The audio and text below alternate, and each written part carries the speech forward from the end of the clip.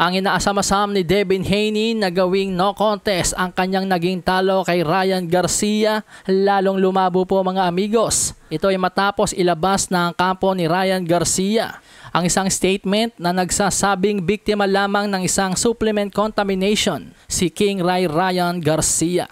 Basahin po natin mismo ang report sa Boxing Scene.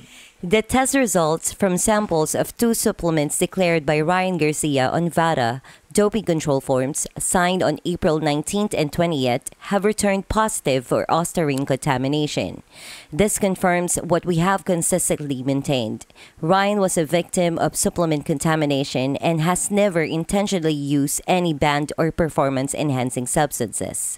So yun nga po mga amigos, nag-positive itong si Ryan Garcia sa ostarine. So balit ito ay unintentionally o hindi sinasadya. Dahil yung supplement po na tinitake ni Ryan Garcia bago yung kanyang laban kay Devin Haney ay hindi po naka-indicate na may sangkap ito ng ostarine. At yun po yung inilalaban ng kampo ni Ryan Garcia ng kanilang pagiging inosente.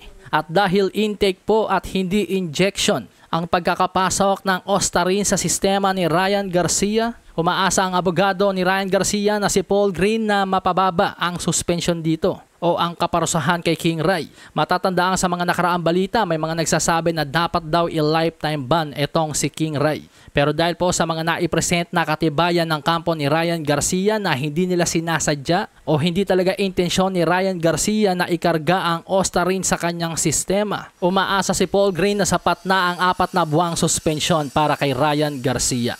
Maging ang mga supplements po na ginamit ni King Ray sa laban kay Devin Haney ay balak din niya pong kasuhan. Samantala sa iba pang balita mga amigos, kanina nga lamang po na ibalita ako sa inyo ang pag-withdraw ni Tim Tszyu sa laban kay Vergil Ortiz Jr. sa darating na August 3.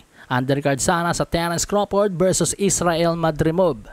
Ang pag-atras po ni Tim Tszyu sa laban ay dahil po sa hindi pa lubusang magaling ang kanyang biyak sa noo mula pa sa injury na kanyang natamo sa kanyang laban noon kay Sebastian Pondora. Sinabi sa report na mananatili pa rin sa undercard si Vergil Ortiz Jr. pero hindi pa tukoy kung sino ang magiging kapalit ni Tim Tszyu sa laban. Pero ayon sa kapapasok-pasok lamang na balita mga amigos, handa daw pong pumalit si King Ray Ryan Garcia kay Tim Tszyu upang labanan itong si Vergil Ortiz Jr. Pagbibida pa ni Ryan Garcia, 3-0 na siya kay Tim Tszyu sa amateur pa lamang. Kaya naman ganong kalakas ang kanyang loob na labanan itong si Vergil Ortiz Jr. Pero ang tanong, papayag kaya si Oscar De La Hoya na pagsabungin ang kanyang dalawang pinaka-importanteng manlalaban sa Golden Boy Promotions? Malasahin ang baraha, patunayan mo sa akin ha. Sino man ang mabunot na kalaban, di ka tatakbo ha. Sa bayan